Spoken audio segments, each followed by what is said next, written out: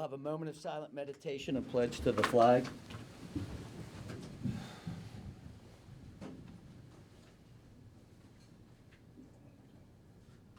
Thank you.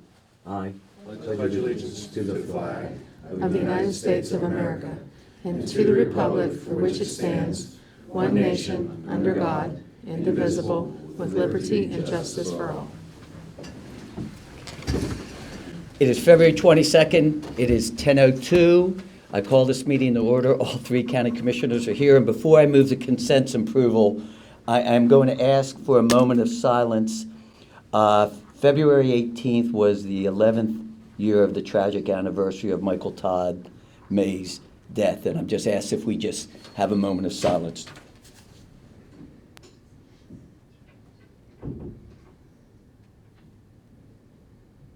Thank you very much. We'll start with consents and approvals. County Administrator, good morning. Morning. And I do hear the echo. Do you all hear an echo? Yes. I think Okay. I think Colleen went back to tell. Okay. We have 4 exonerations for $670.35.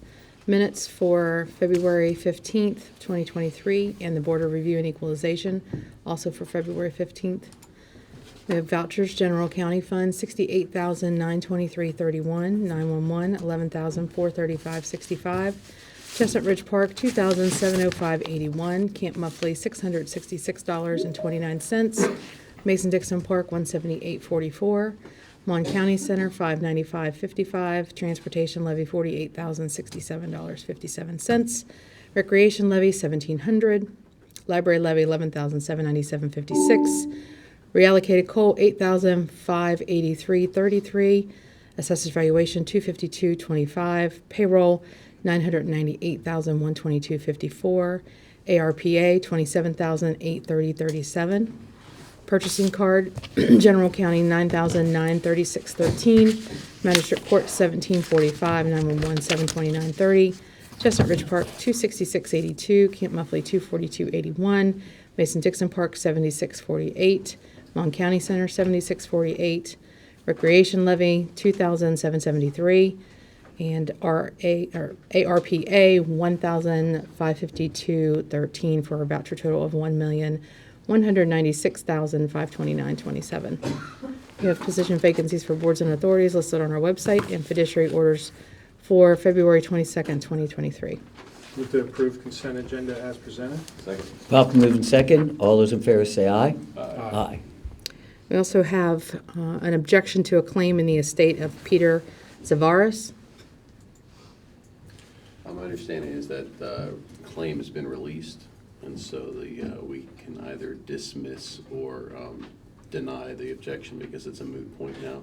Yeah, that objection came to us on the 15th, and we gave them 30 days to resolve it, and it has resolved, so I would move that we dismiss the claim. Second. Proper moving second to dismiss the claim. All those in favor say aye.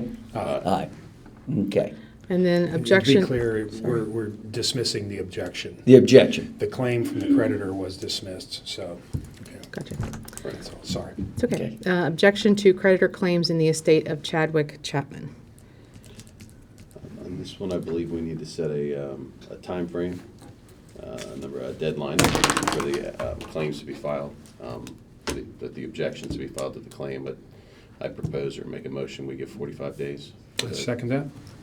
Proper move second. All those in favor say aye. Aye. It passes. Okay.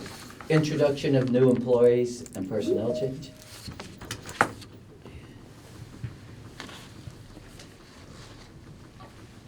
All right, I'd like to introduce Jacob Smith to the Facilities Department. Here's Jacob. For those in the gallery, this is our Director of Facilities, Scott Finch. He started last Thursday. He's been doing a good job for us. He's an electrician, and we're glad to have him. And he showed up the next day, Yeah, which yeah. that was Yeah, good. wonderful. Okay. And for the record, we approved this Yeah, hire we approved last it week. last, but we did. We just wanted to meet him. Welcome, thank you. Welcome to Mon County. Nice to meet you guys. Welcome, glad to have you. Thank you. Thanks, Scott. Thank you. I know you have to get to work. Is there any other new employees? Okay. Seeing none, we will have comments from the public. If you state your name, address, and you will have, well, 3 to 4 minutes. Always love to listen to you. Okay. Thank you. My name is Jason Charles. I am known by no other name. I cannot provide an address because my home was taken from me when I was unlawfully incarcerated. Do you care? Do you have compassion? Will you give aid? If you want to deny that you are made in the image of God, be my guest. If you want to consciously walk contrary to the truth of the Word of God, be my guest. If you are going to claim to be leaders and lead people of this land into wicked ways, I am going to voice the truth against the lies you follow. Not you directly, for all lies are from the father of lies. According to the word of God, knowledge is fleeing from evil. Evil is anything contrary to the truth. One must crawl before one walks. If one knows that one can walk, then they achieve their goal through trials and walk. Likewise, if one knows they're heading for destruction and knows there's a better way, can they not turn around? How can you force me to act contrary to what I know to be? I am attempting to point out that the reason one should do anything is for the kingdom of God in obedience to the word of God, so that when his blessing is poured out, he receives all the glory. Even those who do not partake in the compliance to his commands out of love, for he first loved us, receive the blessing, for it is written, it rains on the just and the unjust. Allow those who profess Jesus Christ as Lord and King to be obedient as promised. When God's people turn from their wicked ways, he will heal the land. I ask you, commissioners, why would you want to prevent this blessing?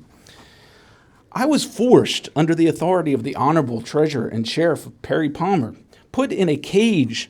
I was literally caged, about 3 foot by 3 foot by 7, for 15 hours. Endured a long time there.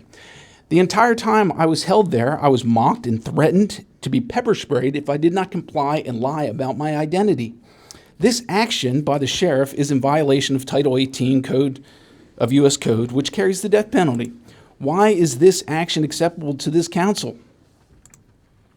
At least let it be known that you are leaders with the ability to rule and act in righteousness, or that you are simply a business going about taking off the top the conditional contractual fee from the people for your empty promise to protect and to serve, or to right the injustice of the land.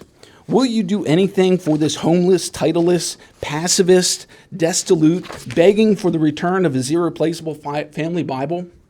For it was taken from me by a subordinate of the Honorable Sheriff and Treasurer of Monongalia County, Perry Palmer. At the time, I was literally holding it up in my left hand, stating that you do not have authority over the Word of God. This action was in direct violation of a Supreme Court ruling. He is responsible for his subordinates and has no regard for those who worship Jesus Christ as King. This is why the charges were dropped against me, and I was never given my day in court to speak. Will you act in righteousness, or have you no authority? Thank you very Simply much. begging for the return of my property.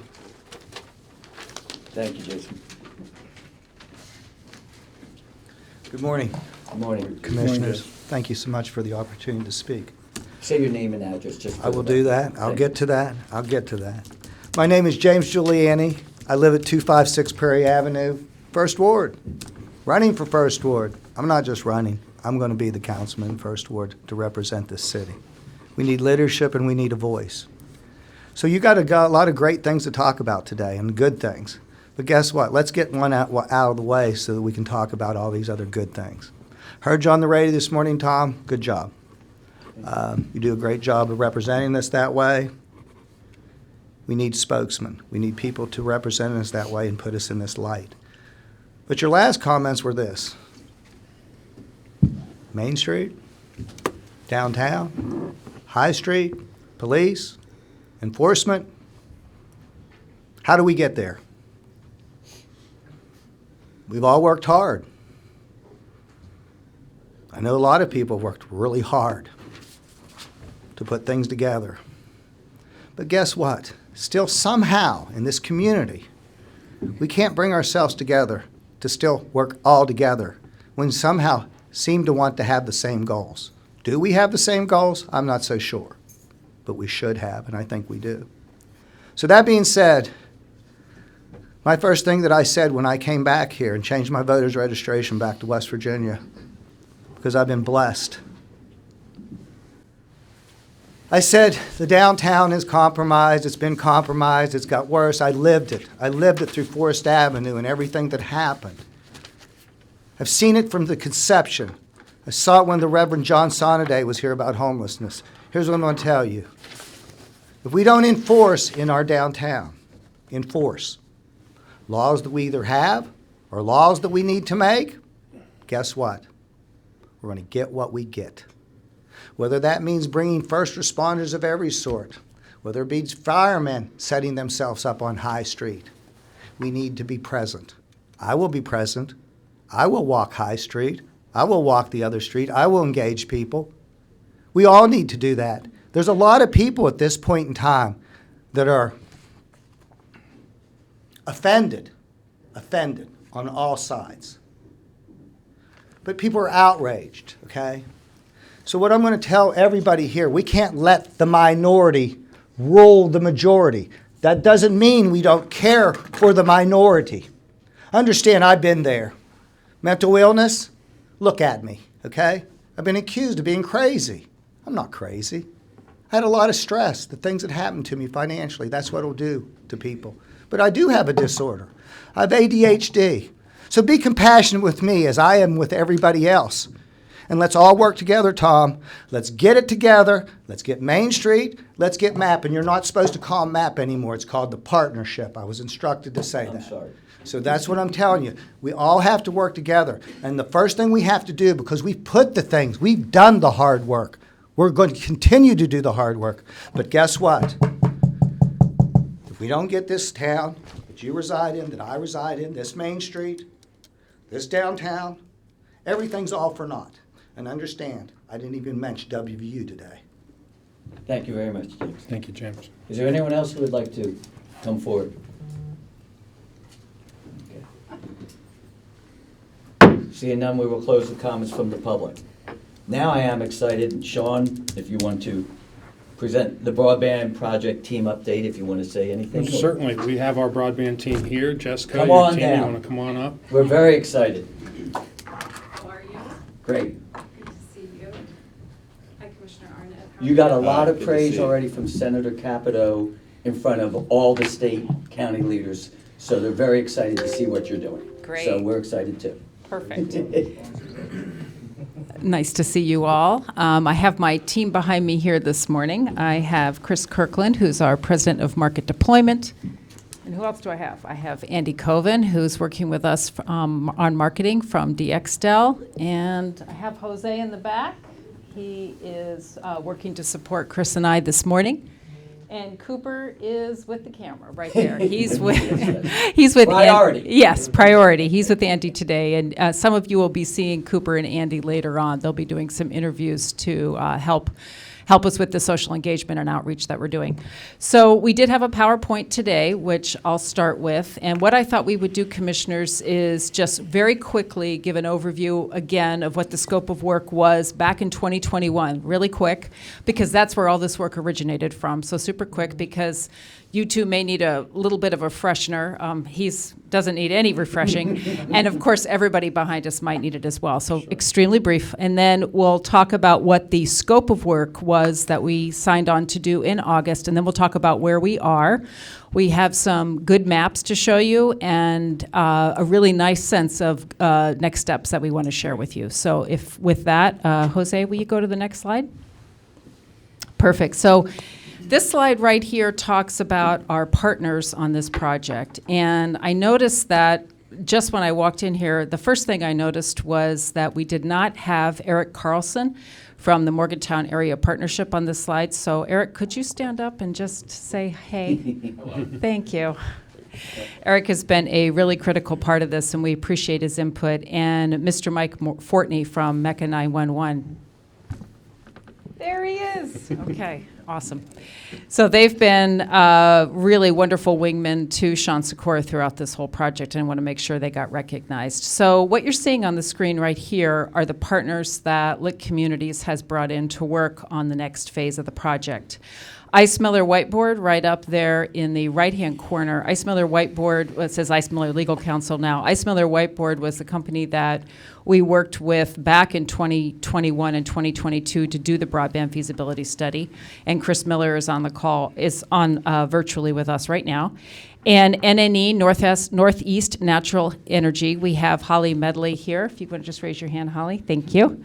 They have been a wonderful partner to us as well, helping us look at their infrastructure for parts of the western piece of your county and thinking and working with those pieces to see if they'll work in a design. And you have DXTEL at the bottom and also P&E here. P&E is our wireless partner that we brought in to do the wireless assessment piece for this. And Antonio Lombardo is on the phone today. Hi, Antonio. Good to see you. Okay, next slide.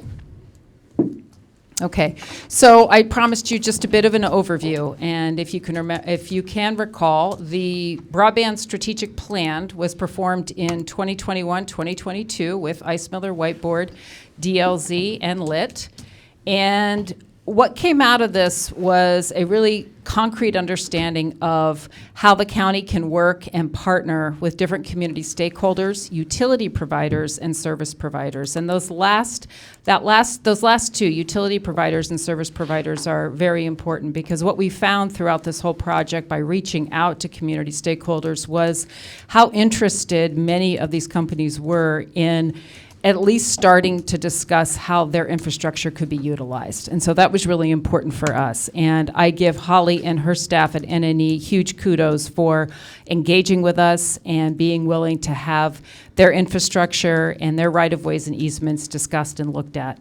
Second, develop a plan which will enable the county to become shovel-ready. So another piece of work that we'll talk a little later about are the grant services that we've come in to do with the county.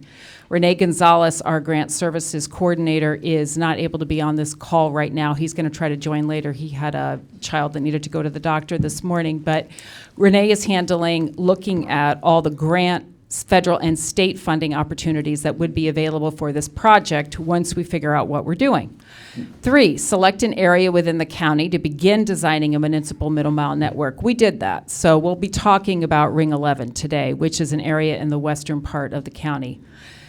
Most importantly, continue to spend public monies responsibly. I can say with 100% certainty, and I have a history of being an elected official in Connecticut for 6 years, that you have selected wisely in terms of having Sean Sikora be the lead on this project. I feel very comfortably that your public monies are being spent efficiently and responsibly. And understand how economic development and growth is impacted by this lack of high-speed broadband connectivity. We were able to show that in the broadband strategic plan that we did in 2021 with Ice Miller. Next slide. Okay, so the key deliverables from this. So we did, from the broadband feasibility study, we did preliminary design for the whole county, we did a financial model, and we did a countywide survey. There were 2 middle mile maps done. What's a middle mile? The middle mile was the design that we created showing what a county-owned network would look like.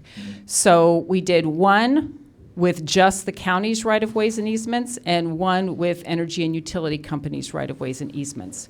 We also did some financial modeling for the county's middle mile. So for the county's middle mile with just the county's right-of-ways, the capital expenditures to do that ran about almost $26 million, reoccurring expenses at roughly $59 million over 20 years, and you can see the potential revenue, however, over 20 years through partnerships with a fiber-to-the-home provider or by being able to grasp revenue from dark leases was about $82 million. Those are very rough numbers, but we found that the estimates that we're able to do high level for many of our clients, these numbers don't change that much. We did a community survey. That survey showed that, and we had very good response on that community survey, and I have to give a shout out right now to Mike Fortney for, I think, driving around in a truck and telling people to fill out the survey, which was very effective. We had over 1,800 people respond to this survey, and that's probably some of the most responses I've ever seen in a community survey with all the clients that we've worked with. So the survey showed 99% of the people who came forward and filled it out felt it was somewhat too really important for you all to be involved in this. So I think it's important to just keep highlighting that, because it's important for you to know that the work that you're doing is very much appreciated. 17% of everybody that responded to this survey last year, or 21, 22, they had no internet service at all. And out of those 17%, 24% of those were in the western part of Mon County.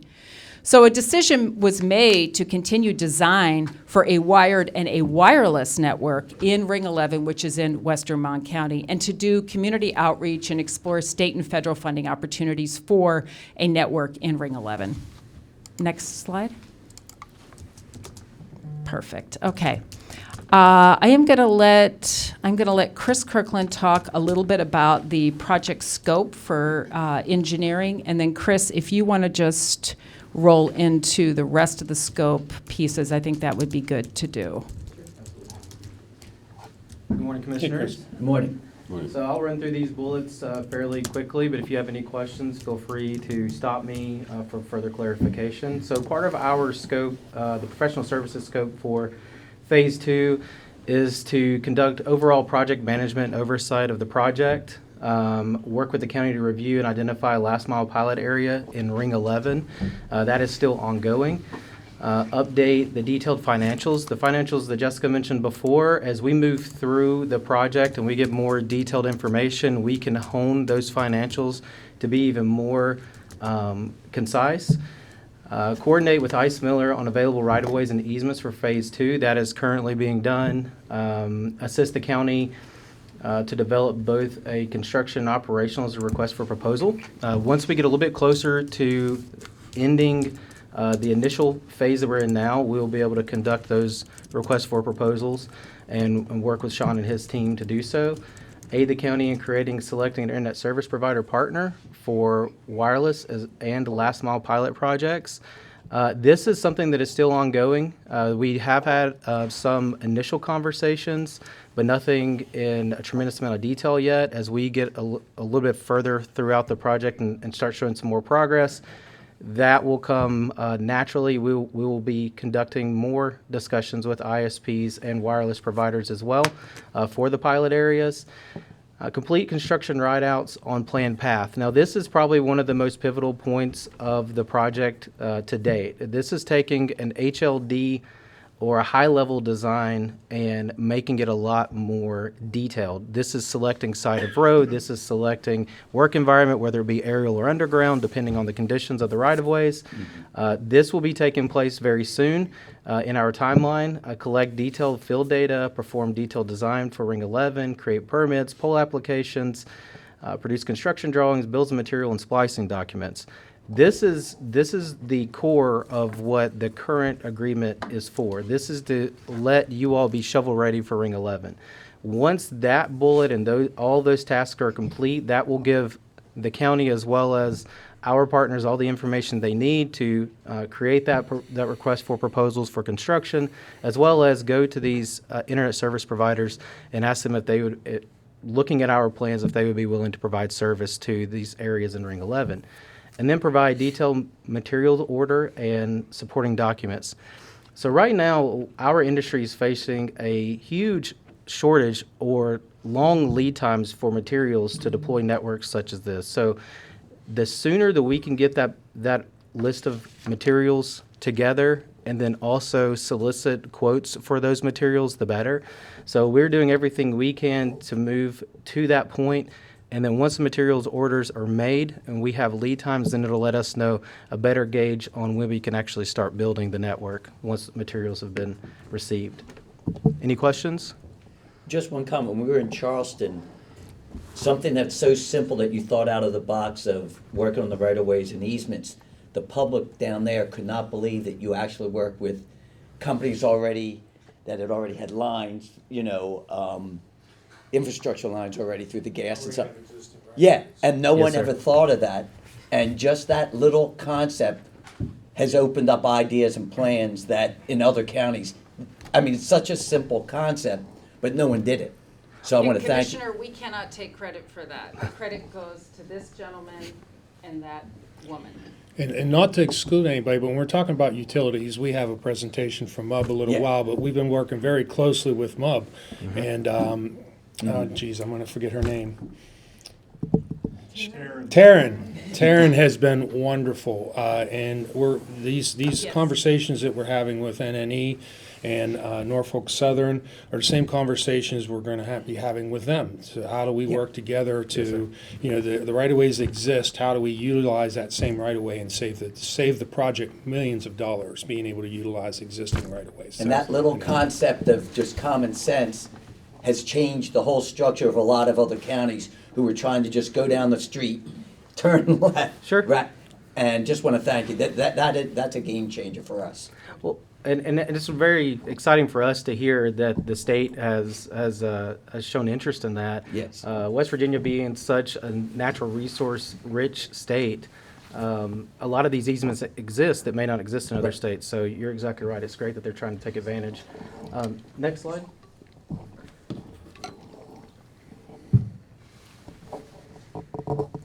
Next slide. Sorry. Oh, that's grants. Okay. Let's see. Do you want to skip that one until Renee comes? Let's see. This is what you just did? Mm-hmm. Okay. Can you go to is that grants? No, that's a wireless. The top of this Yeah, column. that's wireless assessment. Do you want to have Antonio cover that, or do you want to do it? Antonio, do you want to walk through these bullets, or would you rather me? You can cover them, and Okay. I'll fill in if I need to. So as part of the wireless assessment, as Jessica mentioned, we partner with P&E, Antonio's firm. And as far as I'm concerned, they've done a tremendous job so far. They're actually wrapping the wireless assessment up now. But part of the wireless assessment is to collect data required to complete an accurate wireless assessment of Ring 11. That data was collected quickly.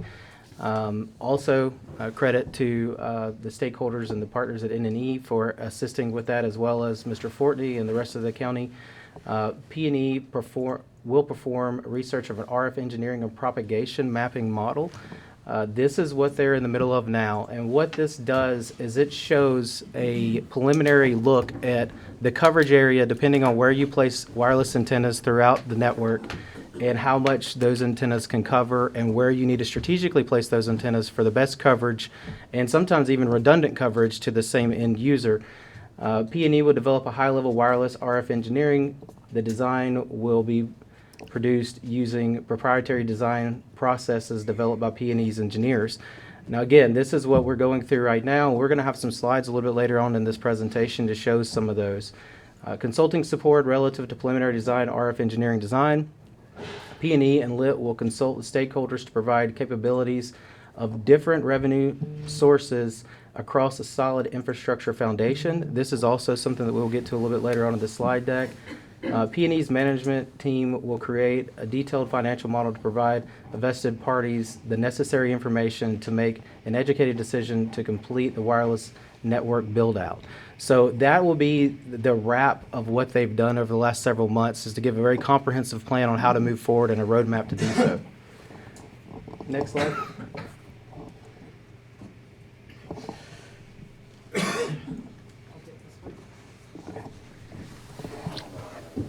Oh, great. Renee, do you want to cover the scope of work that you're going to be doing for grant services? Yes, and my apologies for not being there in person. My name is Renee Gonzalez. I'm a Chief Policy and Compliance Officer for the community. I'm very happy to be engaged in this part of the work. And as Jessica mentioned, what we want to do is have the right timing between the work that's going on the engineering and construction side, and especially the availability of this middle mile ring that you guys have chosen to develop in a very much needed part of the county. And as that work is getting completed, we'll have a greater idea of which of the current opportunities out there right now and down the line that could essentially fund those components. So in general, as we've been working with you guys since late summer of last year, continuing what we had done in the first phase, which is just keeping a good record of all the different grants that are available to proceed both at the federal and state level, as well as maintaining that short list of programs that we feel are best suited to potentially act upon once we have those details. Obviously, our scope does include the option to prepare the actual application on behalf of the county whenever we do decide what the specific scope of any kind of project that you all agree upon. And, you know, in order to apply for those programs, you typically have to attend quite a bit of webinars and pre-application meetings to understand fully the program and confirm that these projects' scope is eligible and aligned with federal funding and state funding priorities. Obviously, when we do apply, we'll be coordinating both with the county and with respective state and federal agencies, and essentially with the project team on any information we may need. We're going to need very detailed information, specific linear footage, cost, if there's any right-of-way acquisition, what those costs look like, scheduling. That sometimes these grants want to know who are the professionals that are going to be actually implementing this project, right? And that could be a combination of both local and private folks that we have to include in that. So it's a lot of information gathering, and then we meet these deadlines, we submit it, and then we wait for these agencies to review these submissions. And typically, sometimes if it's a pretty straightaway application, there's no questions, it moves pretty smoothly, but sometimes there's a little bit of clarification sometimes that has to be provided. So essentially what we have proposed to the county back in August and have been, waiting to exercise, at least on the application portion, is just full coordination, and that we would do this turnkey for the county, and that if there's any lingering requests for information or clarification or any other thing that would be needed, we're here to kind of get these grant applications over the finish line so we can make sure that they get added into the implementation part of this project. And I'll cover a little bit more on our current status later on in the presentation. Available for any questions that you guys have. Thank you. Great, thanks, Renee. I'm just going to have Andy cover his scope, and then which will be brief, and then we'll get right into what the design work has shown so far. So, Andy, do you want to come up? Good morning, Commissioners. So we are here to provide marketing support and community engagement for this project. So we're here to assist in communicating what's going on with the project and the current status to not only key stakeholders, but also to the public as a whole. So we'll coordinate with the project team and the county to make sure that all the milestones are understood and communicated out to the public. And we'll create all the public-facing materials. We're actually in market today to do some of that, collect some video. And then also digital engagement, things like social media and email communications will be actively involved in. We'll show you some examples of that. And then also just making sure that everybody's up to date with the status of the project and what's going on and how it's a benefit to the county as a whole. Thank you. And now. All right, so a little bit I got cut off the top of this one, but I'll walk through. So this is two different designs of Ring 11, and I'll talk about the design on the left side first. This design is 100. This is the light purple path is the actual ring itself. The yellow paths are laterals off of the ring to service certain anchor locations. What we've done here is we're comparing the two different designs. Like I said, the one on the left here, this is using only public right-of-ways. This would not use any of the easements that we spoke about earlier. As you can see, the mileage is 4 miles more than the version using both public right-of-ways as well as utility easements. The overall cost, the estimated overall cost is also more. But one of the things that I do want to point out when looking at these two designs, an obvious point is the mileage and the cost. But looking at the design on the left, there's no recurring cost for easement leases there. This is something to look at when you're looking at an overall cost of ownership of a network. There are reoccurring costs to any network.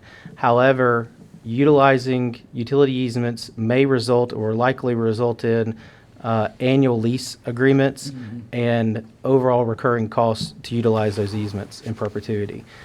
Also, this design is a fully redundant path as it is today, or as it's planned today.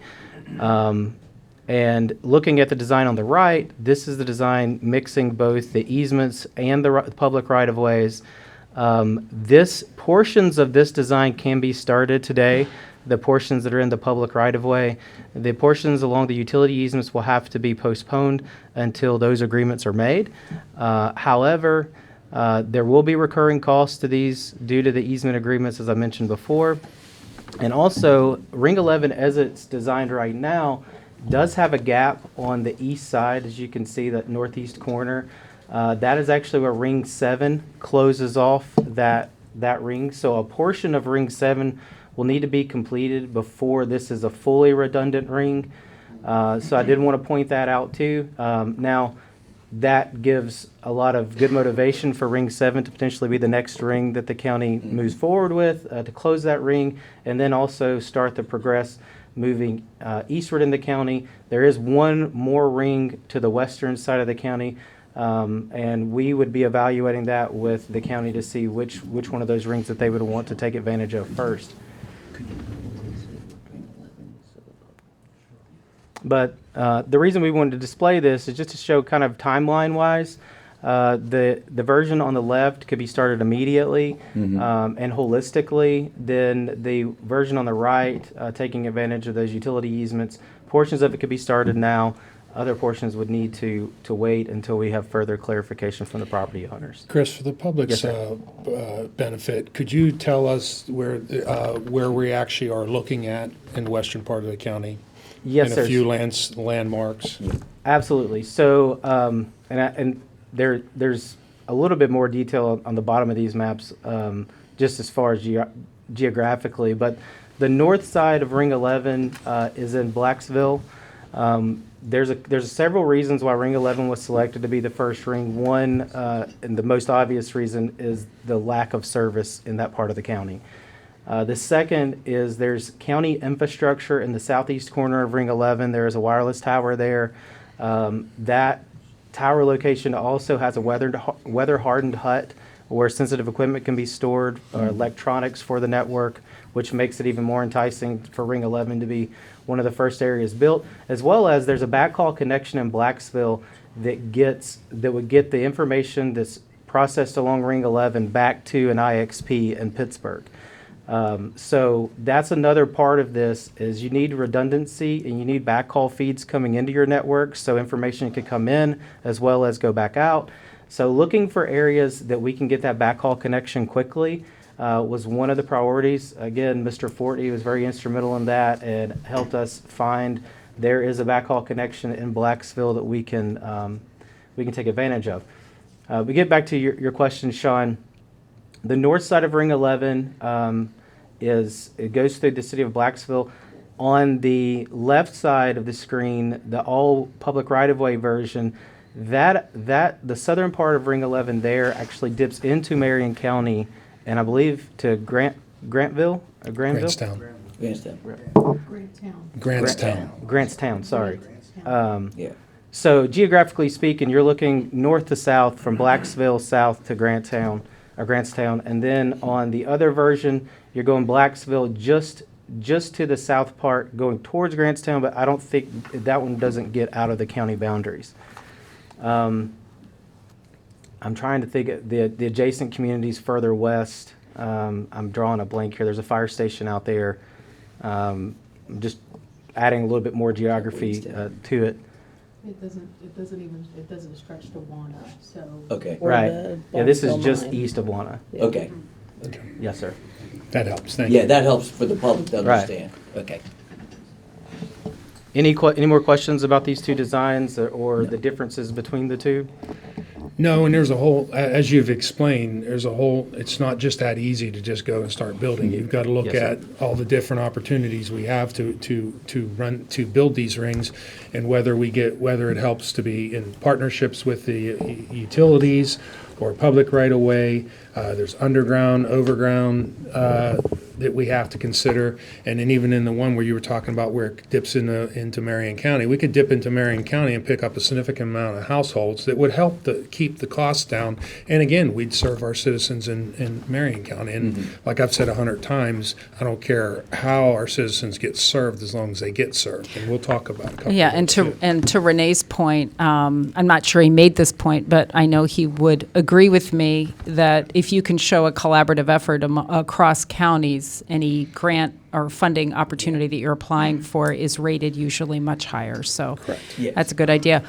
Before we went on from this slide, I wanted to ask Chris Miller from Ice Miller to just comment and talk to us a little bit about what the process is in regards to reviewing those right-of-ways and easements. Chris? Sure. Thanks, Jessica. I'm sorry I can't be there today, everybody, but I did kind of want to go through that a little bit. And I think this is part of the point that Commissioner Sikora was making in regards to kind of working with the utilities. And I do want to say, first of all, thanks to the folks again at NNE for stepping up and offering us the opportunity to partner with them where necessary for use of easements that they have that already exist. And Commissioner Bloom mentioned that this was a great idea, and folks at the state capitol thought this was perfect. And Commissioner, I will tell you, it's not the first time anybody's had this idea, but it's one of the few times that any utility has stepped up and become part of the process. So really, the county is very fortunate. I don't know what it is down there in the water, but it is a certain circumstance where folks are actually stepping up and offering to help, and that's not necessarily going on everywhere. So kudos to the county and kudos to the folks at NNE and Norfolk and Southern and the rest of the utility players. But I did want to talk a little bit about the process. So when we have the overlay, like you see on the left, and when we talk about that, we know that uses the public right-of-way. And public right-of-way, as you all know, is generally open and available for utility use, especially when we own it as the county. And then if you look at the design on the right, then you've got this circumstance where you have a little different participation level in what's going on. And the reality is that when we look at the overlay that involves the NNE easements, NNE has obtained these easements for their purposes, and they may or may not, depending on the easement, be limited. They may have obtained these in certain different time periods. They may have used different forms. They may have had different needs that needed to be met for that particular easement, because this is an amalgam, a compilation of a bunch of different easements that they might have that we would be able to use. We have to take a look at each of those and see what the entitlement is that NNE has.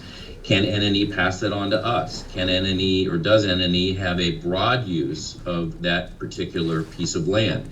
And so we're going to have to individually look at each one of those runs. It breaks down on top of those individual easements that are owned by NNE and make a determination as to what else may need to be done. In some cases, it may need to be nothing and NNE can simply assign it.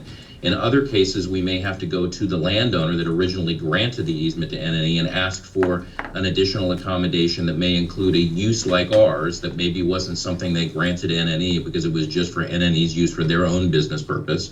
And in other circumstances, we may actually need to go ahead and discuss with the original grantor whether or not they would be willing to allow us to do anything at all. And that comes down to a time frame that is certainly longer than using just public rights of way. It is a individual sort of puzzle that we're going to have to figure out and work on. And I wish that it was a menu circumstance where we could just pick an entree and order it, and it was that simple. But unfortunately, this is going to be one of those things where we're going to have to go piece by piece and put the puzzle together. And there could be specific runs where we could have landowners that may not want to grant us additional authority that we may need. And we certainly will have others where folks will say, do whatever you need, it's perfectly fine, and we're happy to help. So that's part of the timing and part of the workflow that goes along with that. And so we're in the process of starting to look at that now that we have the download from NNE, and let's take a look at the overlay. And I think that's sort of the way this needs to proceed, and it has to. I'm happy to answer questions if there are any, and I apologize, Jessica, I didn't mean to run on as long, but I wanted to get everybody sort of the full flavor of the picture. No, that was extremely helpful. Thank you. Any questions? Okay. I think we can start to get to the more fun stuff. Here we go. So I'm going to let Chris Kirkland and Antonio talk through the wireless preliminary design. So as we mentioned, part of our Phase 2 scope was to conduct a wireless preliminary design and propagation mapping. And as promised earlier in the slide deck, this is what we're looking at now. I was joking earlier this morning and said it looks kind of like we're looking into outer space in a way. But I promise this is Mon County. It's just some imagery in the blackness there that's been turned off just for clarity's sake. But Antonio, I can run through high level, and then if you just want to fill in the gaps, is that good with you? Yeah, that's fine. Yeah. Okay. So what we're looking at is in the upper left corner, we're looking at Ring 11, a conceptual design of Ring 11. The blue that you're seeing on the screen, that is potential wireless locations. So that's potential areas where a wireless tower, or there may be an existing wireless tower. As mentioned before, in the southeast corner there is an existing tower that's owned by the county. The others are proposed towers that will have active equipment on them. And if you look, they kind of look like blue butterflies in a way, but each one of those butterfly wings is an antenna that's pointed a certain direction. Now, if you look over at the next slide, you can see the blue butterfly figures or the antenna locations, as well as the green dots. The green indicates a end user, a home or a business within Ring 11 that does have direct line of sight, or the wireless tower has direct line of sight to that unit. Line of sight is very important when it comes to wireless. Wireline, not important at all. Wireless, you have to have that direct line of sight. So if you go back to the first slide to the left, you can see that the majority of Ring 11, the kind of the conceptual design, it is green. You can see on the outskirts to the east, as well as to the west and the northwest, you can see the red dots. Those are indicating, those are homes or demand points that cannot be serviced at the way these are currently positioned from these locations. However, the demand points within Ring 11, there's roughly 711, I believe, or 708 or so homes and businesses that make up the demand points of Ring 11. And the current wireless design, as you're seeing here, can service around 80% of those homes, which is a very significant amount of those homes, especially due to the terrain and some other obstacles with this part of the county. Now, as we expand the middle mile, other designs very similar to this will be conducted or can be conducted to see what wireless would look like in those other areas, kind of the areas that are red now. Those could be fed from another middle mile or one of the next rings to get them service too. Now, going back to the slide on the right here, as you can see, the red lines coming from these wireless locations to those clusters of demand points, that is line of sight. This is the part of what Antonio and his team does that makes sure that each one of these locations and the positioning of these towers and the equipment on them can service. Now, as you can see, there's 4 wireless locations and actually I think there's a 5th one just north of there that's cut off from the screen right now. But there's 5 wireless locations there. All 5 are targeting that one cluster there in the middle, but you can see only one of them has a direct line of sight to those homes. So this is why it's so important to manipulate the design and continue the progress of it and moving and shifting things sometimes just a little bit to get that line of sight where it needs to be to offer service to as many homes as possible.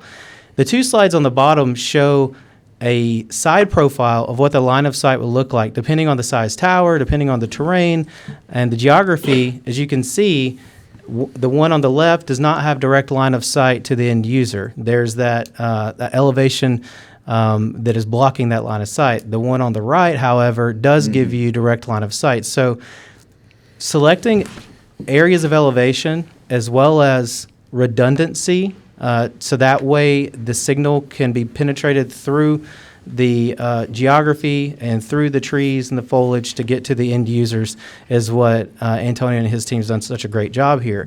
Now, there are a few bullets here that we wanted to cover as well. Now, as I mentioned, Ring 11 has roughly 700 demand points or households passed, as you may hear them called. This wireless network, as it's displayed here, is capable of servicing up to 20,000 residents. The unfortunate thing is that's in a perfect scenario. Due to the terrain in western Mon County, it is not a perfect scenario for wireless. That is the reason why the additional equipment had to be deployed to get this service and this coverage area taken care of. Multiple LTE wireless solutions can be leveraged here.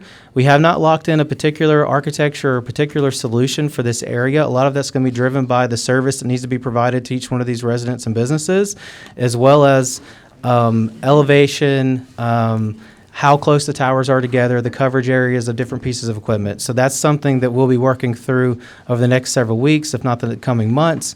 This is a total of 20 macro locations with a potential revenue for co-location leasing up to $578,000 per year. Now, the reason we wanted to put that in there, and this is information and this is statistics that Antonio has provided based on other clients of theirs. So these are real world numbers. This isn't something that we just made up, but this is co-location leasing. So these towers will be owned by the county. Or potentially owned by the county if this is the route that you guys select to go, and we want you to look at this as an investment. This is an opportunity for you to have reoccurring revenue from this investment that you're putting into these tower locations, as well as the backhauling that's providing the service to them. The overall estimated cost for engineering a network like this will be $710,000, and roughly 600 residents. If 600 residents were to subscribe to the network, your overall, actually that's not a good number. I just realized that was the engineering cost. So please strike through that last bullet. But this is what the wireless assessment has been doing, and as you can see, we never dreamed that we would get 80% coverage in Ring 11. That is very, very good coverage in my opinion, and it gets service to people that, according to the survey and what Jessica mentioned earlier, have nothing right now. Okay. Now, Chris, I know we're running way over, but tell people why. I mean, we were showing them the fiber ring, and now we're talking about wireless. Why are we? How are we doing? Are we doing both? Again, I'm asking a question for you to explain to the public. Yeah, so I will try to keep it quick. The ring, if you want to think about the ring as an interstate or a state highway, it gets you from town to town. It gets you from one side of the county to the other. The wireless service or the last mile service, that is your street in front of your home. Okay. That gets you to your home, and then your drop from that last mile will be your driveway to your home. If you want to think about it like road infrastructure, that's the best way to think about it. Now, wireless gives us a little bit more flexibility. It lowers our cost per household pass. It makes it more economical for a provider to come in and provide service to this area, but only through the middle mile that the county will provide. And that's the point I wanted to make, was we were talking about middle mile here, and now we're talking about last mile. Right. Absolutely. Yeah. No, and I just want to add on, and thanks, Chris. All of this information about the revenue, and we'll correct the number on per household pass, but I hope that you got the impression, because it is an accurate impression, that the cost per household passed is a lot bit lower with a wireless network than it is for a wired, right? So having all this information will be important not only for you to make a determination if this is a network that the county wishes to have some kind of ownership position in, but if you decide maybe you don't, you still want to know what these numbers are when you're going out for an RFP, because you want to be as educated as you can be before you start getting these proposals. Mm-hmm. I know that we're short on time. I know Andy, I'm going to summarize Andy, if you don't mind, really quickly. Andy and his team are here to do interviews with residents, with Mike Fortney, of course, with Sean Sikora, and with the LIT team, Sarah Palfrey from the library in Blacksville, and a resident in Ring 11. A lot of that video is going to be interspersed through social media pushes that we'll be doing throughout probably the next 4 to 6 months. Jose, can you go to the slide with the project schedule super quick, and I'll have Kirkland go through that. This is just an example. Okay, perfect. Chris, do you want to just spend like 1 minute on this? Sure, absolutely. So as we move through the progression, we'll start March 2023. So starting next month, You can see that the CRO, as mentioned, would start that month, and then the progression of all the engineering tasks down to the marketing on the bottom there. Some of the engineering tasks can be ran in parallel with each other. Others have to be done before the others are beginning. But the bottom line there is kind of what Jessica was alluding to. As we make progress with the engineering and progress with our task associated with this work order, Andy and his team will put together comprehensive communications to not only to you all, but also to the community, letting them see the progress that's being made here. I know that this is something that's been going on for quite a while, and I'm sure that the community is wanting to see some kind of progress being made, and this will give us the information, and then Andy and his team will put it together in a nice package, and then we will be distributing it over several platforms: email, video, press release, social media, et cetera. Any questions? And I'm sorry if we went over. No, I just want a couple points. We talked, you guys talked a number of times about the ownership of the our infrastructure. Mm-hmm. The county isn't, we've talked from the beginning that if there was an ownership, it would be like through a broadband authority, through our partnership and the development authority, because I should have said governmental entity Yes. or quasi-governmental so entity partnership. that's what we're considering. We've been working Right. with MAP. We're even talking about putting a dedicated person over there to really keep this moving, because Yes. I've got a lot of balls in the air, and I certainly don't want to be the bottleneck on a lot of this. I do want to mention that Senator Capito has a representative from her staff here, Jennifer Piercy.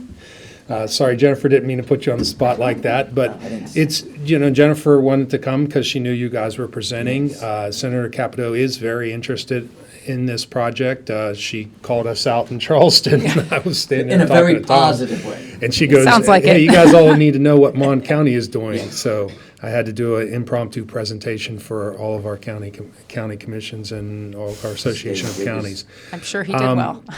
But it is important, and one of the things that one of the biggest frustrations I see is the grant process, because we just had this opportunity a couple, and not with what we're teed up to really go after some grants. Correct. What's frustrating is the grant process that's ongoing is the landscape changes by the hour. Yes.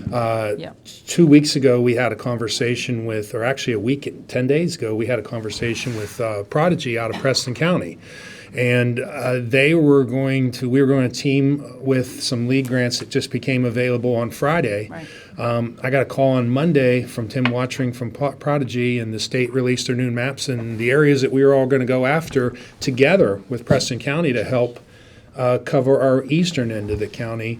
We're now all of a sudden considered served. Now, we don't know whether that's considered served.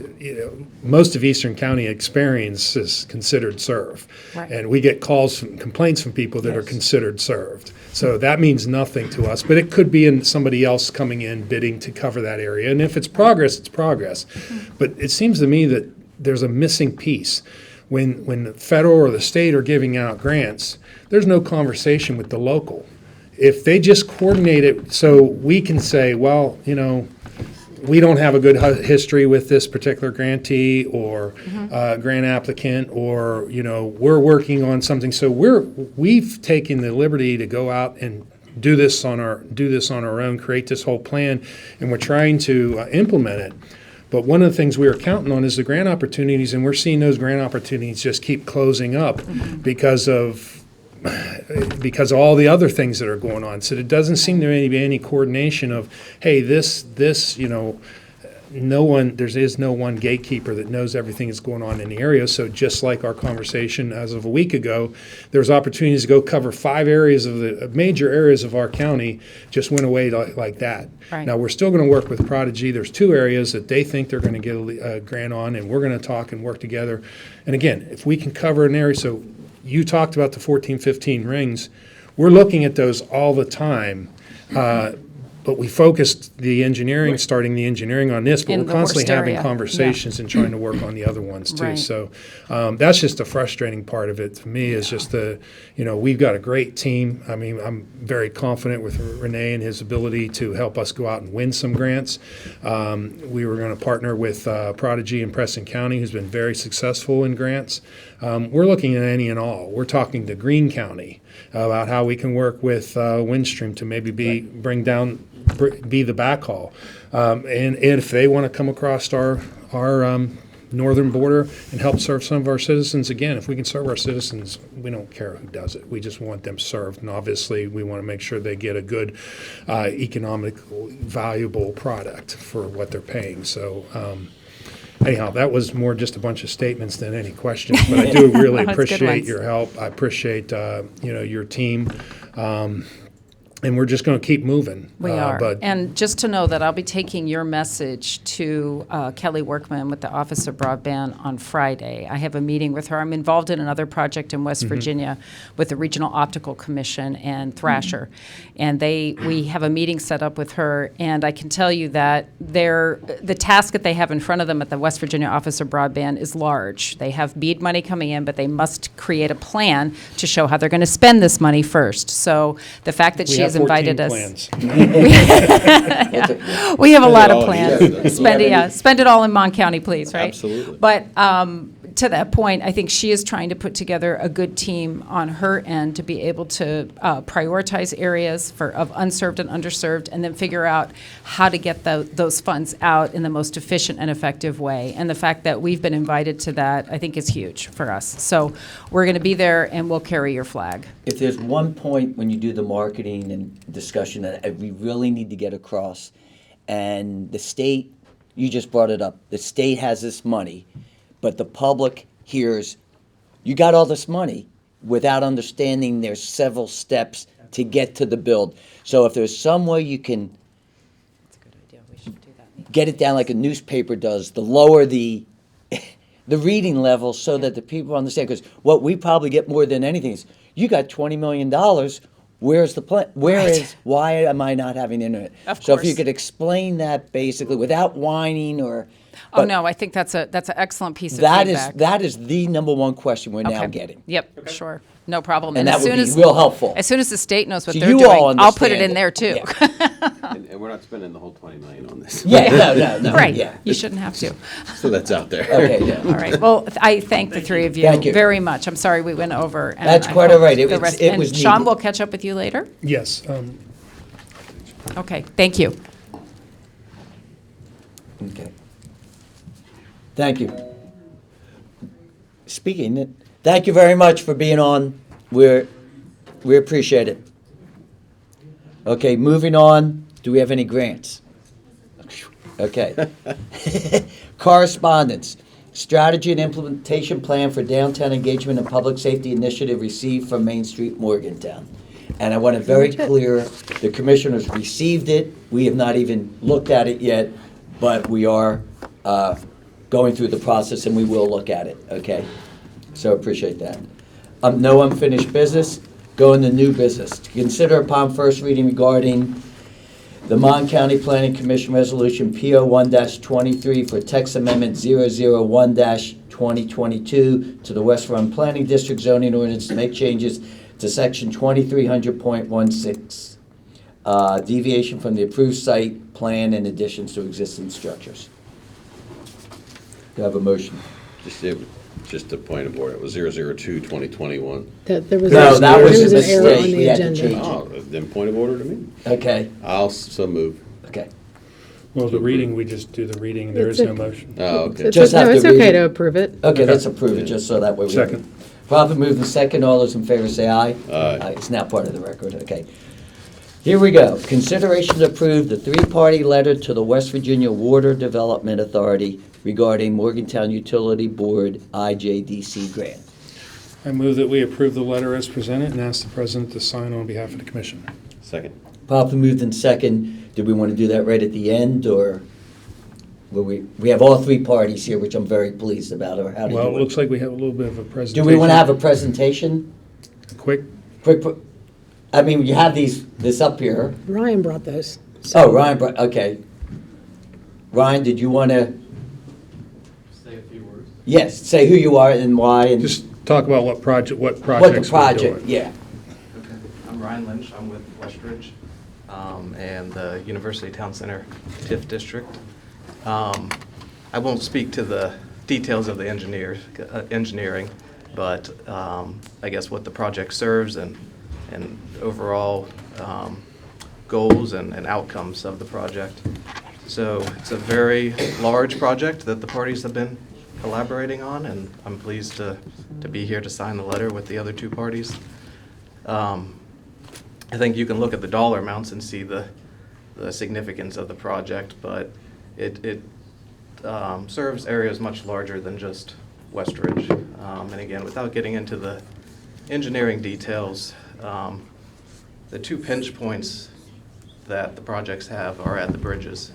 And so it makes an easy example, I think, that improving these river crossings will increase capacity to all the areas west of the Monongalia River, and including Granville and Westover on the water side, and on the sewer side, of course, Westridge and the University Town Center, but also up Route 19, Milan Park, and up Chaplain Hill Road. So, I just want to personally thank the other parties. This is both a large and complex project responding to a large and complex problem. It's a good problem. It's really significant growth, so we're lucky to have that. But large and complex problems aren't easily solved. So I want to thank the Morgantown Utility Board, management, the board for having an open mind and kind of tackling a large and complex project and problem a little bit differently in the past, which isn't always easy. I also want to thank the commission for facilitating and leading the solution. The county commission's role or responsibility, as I understand it, is not water and sewer improvements or capacity, but it does include economic development. And so I thank you and applaud you for your leadership in getting us to this point. And want the public to understand how much work went into this. I was doing some quick math back there, and I can easily get to probably 60 hours of meetings between the commission, myself, the MUB management, and even the MUB board was involved, which is significant and appreciated, as well as the partnership, Russ and Eric and his role there and on the board. Dr. Parsons, Mike, either one of you want to come up and say something on behalf of the Morgantown Utility Board?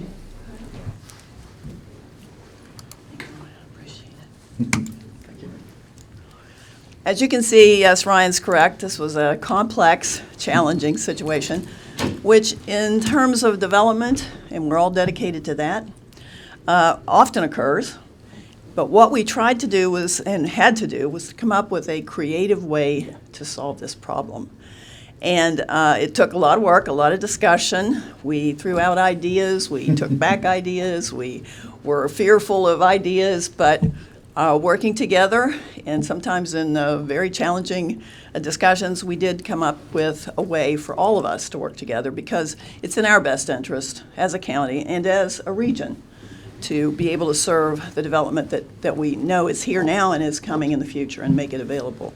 So yes, just as we saw the presentation before us, finding partners, developing partnerships, sharing our resources, make it all possible. So again, as Mon County tries to do, we try to lead the state in the way we approach these things. And so I think we've done, again, another wonderful job of setting that standard. So I appreciate working with the commission, with Ryan, and our board did the best we could to help make this happen. So thank everybody who worked with this. Well, thank you very much. Thank you, Dr. Parsons. This project had a lot of different twists and turns. We started off with the IJDC grant applications at 20%, trying to find out how to come up with 20%.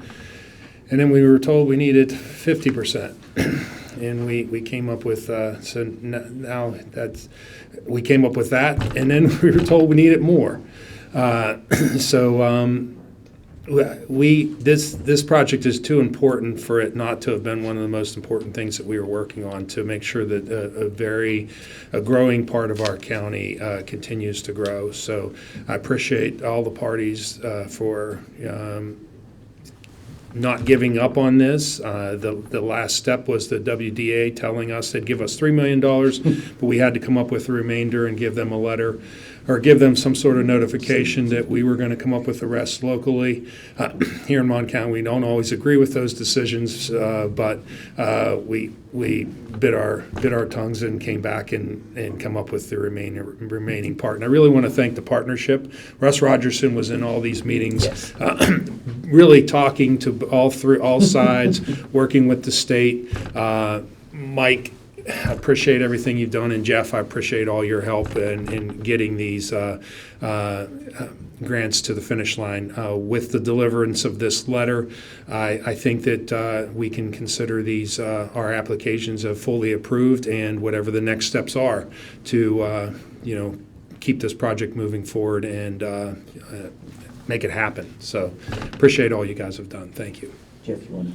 Just an important note that Ryan Lynch stated, this isn't just a Westridge expansion project. This is going to expand that entire area. Right. Monongalia County is growing. We're going to continue to grow. We're badly in need of housing, places to put in housing, which requires infrastructure, it requires sewer, it requires water, it requires utilities. This is going to help expedite that process. This will open up industrial use. This will open up commercial use. This will open up residential. This is exactly what we need. And I don't think you can possibly totally comprehend what a monumental task this was and what a creative solution this was. It's unprecedented, it really is. And I thank everyone that's been involved through these countless meetings and thinking outside the box and have a willingness to come to the table and not just say, well, that's not the way we do business. It's getting past that. And as Sean indicated, the partnership, and specifically Russ, was invaluable in developing that and being that go-between all around. So thank you very much. And just to summarize, as I said on the radio, I really want to thank MUB because they was uncomfortable initially in coming out and doing something that they hadn't done in the past, and you came through enormously. Ryan came through with Westridge and the partnership, and this is the key. I don't think the public understands. Normally we used to build just enough to get by.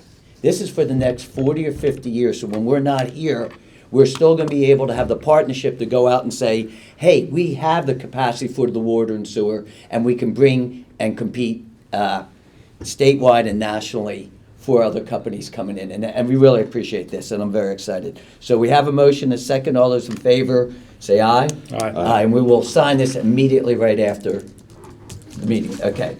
Consideration of requisition number 74 for the University Town Center Economic Opportunity Development District subaccount. The requisition is for $1,060,014.51, and these are sales taxes that were collected in the month of January, with the addition of the administrative fee and the statutory lien of $100,000. Move to approve requisition 74 as presented. Second. Properly moved in second. All those in favor say aye. Aye. To consider for approval the West Virginia Local Government Election and Release Form between Walgreens, West Virginia Statewide Opioid Settlement Agreement executed on January 13, 2023 with the West Virginia Attorney General. Move to approve the release form as presented. Second. Properly moved in second. All those in favor say aye. Aye. To consider a funding request by McCurtisville Community Building Association regarding funding assistance from the Cole Severance Community Center expenditure account in the amount of $8,458. I move that we approve the funding request from the Curtisville Community Building Association in the amount of $8,458 for building improvements. Second. It's been moved in second. All those in favor say aye. Aye. Do we have any other new business? No, sir. Do we have any reports from any elected officials or department supervisors? Okay. We will have reports from county commissioners. Jeff Arnett, I will not forget your name, which I did yesterday during the meeting. No.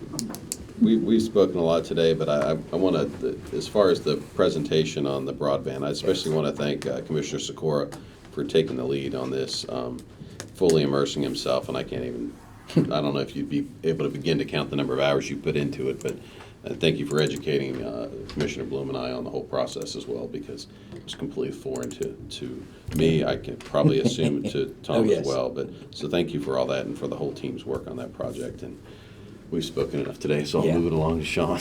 Sean, go ahead. Yeah, and I'm going to keep it really quick, too. I really appreciate, again, the public will never know how hard it was to pull this agreement together. And it just shows Charleston that we can get our act together and move if we get a little help from them. And shows our citizens that the utility board, developers, and commission can all work together. So I really appreciate your guys' effort. And thanks to the team for the broadband update. I know it ran a little long, but there's just so much information out there. We just really wanted to have, update the public of where we are. And that's why Andy and his team will start pushing out a lot of that information so you can get more information as far as where we are, because like I tell the team, and if Jessica was here, she I tell them all the time in these meetings, I was like, we need to show progress. We need to show progress. How are we going to show progress? And that's just a constant drumbeat on my part. But thanks to the team for, we have a great team, and I'm looking forward to some wins. So, that's all. And I'll surprise my county commissioners by immediately asking for a move to adjourn. So moved. Second. We be gone. I think that is a first.